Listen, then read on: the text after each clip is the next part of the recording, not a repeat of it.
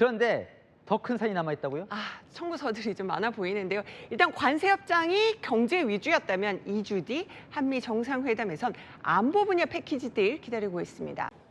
네, 정치부 이남희 선임 기자와 좀 알아볼 게 있어요. 자, 어제 우리 정부가 결국은 486조 원 투자로 관세 협상 이끌어냈습니다. 그런데 더 큰 산이 남아있다고요? 청구서들이 좀 많아 보이는데요. 일단 관세 협정이 경제 위주였다면 2주 뒤 한미 정상회담에선 안보 분야 패키지 딜 기다리고 있습니다. 먼저 핵심 의제 중 하나는요. 국방비 인상이죠. 네. 트럼프 대통령이 지난 6월에 우리나라의 국방비 GDP의 5% 수준까지 올려라 이렇게 압박을 했습니다.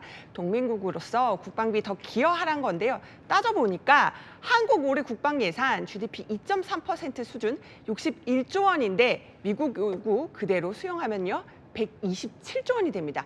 66조 원이나 더 늘어나는 겁니다. 주한미군 방위비 분담금도 지금 올려달라고 하는 거죠? 그러니까요. 자, 대통령실 고위 관계자도 협상 대상이다, 협의 대상이다 이렇게 밝혔는데요. 트럼프 대통령 기억하실 겁니다. 지난달에 한국의 적정 방위비 분담금 규모 100억 달러다. 13조 원이라고 얘기를 했어요. 그러니까 우리가 내년에 낼 분담금 9배 수준입니다. 이거 다 내는 게 아니라 인상폭 최대한 낮추는 게 우리의 숙제입니다. 정상회담 때 미국산 무기를 구매하라는 요구도 올 거다 이런 얘기도 있던데요. 그러니까요. 사실 미일 관세 협상 때는요. 미국 정부가 이런 발표했거든요. 일본이 수십억 달러 미국산 방위 장비를 추가로 구입한다고요. 근데 이번 정상회담 때 바로 미국산 무기 구매 얘기가 협상 테이블에 올라갈 가능성이 큽니다. 뭐 플러스 알파를 계속 좀 살펴보고 있는데 네.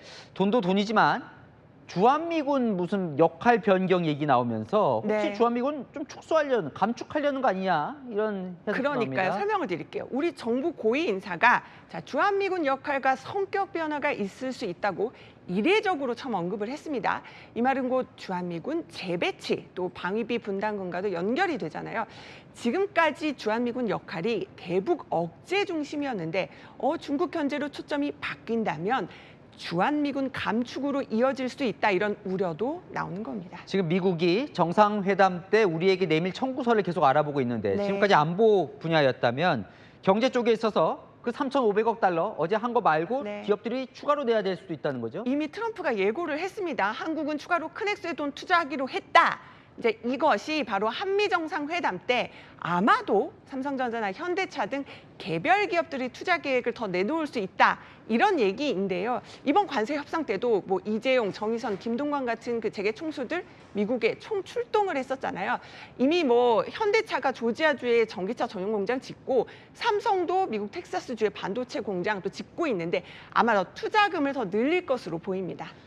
이렇게 뭐 자꾸 내놓으라고 그러니까요. 한다면 우리도 뭔가 얻을 것도 있어야 될 거 아니에요. 그러니까요. 일단 어떻게 대응할지 살펴볼게요. 국방비 자꾸 인상하라고 하는데 우리의 전략은 이겁니다. 기존 국방비에 들어가지 않았던 뭐 조선이나 인공지능 같은 분야, 근데 국방 유관 분야인데 이런 걸 투자하면서 간접 안보 비용이다 이렇게 주장하면서 국방비를 인상시키겠다 하는 겁니다. 그리고 이제 방위비 분담금 증액 압박은요.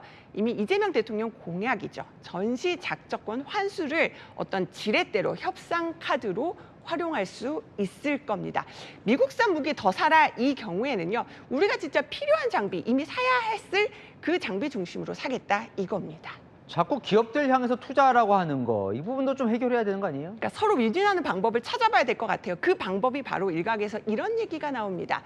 우리의 핵심 산업이죠. 반도체, 조선 산업 이 분야의 전략적 산업 동맹 카드가 거론이 됩니다. 확실한 동맹으로서 미국의 확약을 받고요. 두 나라가 뭐 반도체나 조선업 분야 공급망 동맹을 구축을 해서 함께 갈 수 있다는 겁니다. 그러니까 미국 투자에 그치는 게 아니라 우리 기업들도 그 수혜를 오롯이 가져올 수 있도록 오히려 공격적인 전략을 좀 고심하고 있는 것으로 보입니다. 아이고, 치밀한 전략이 필요할 것 같네요. 이남희 선임 기자와 살펴봤습니다.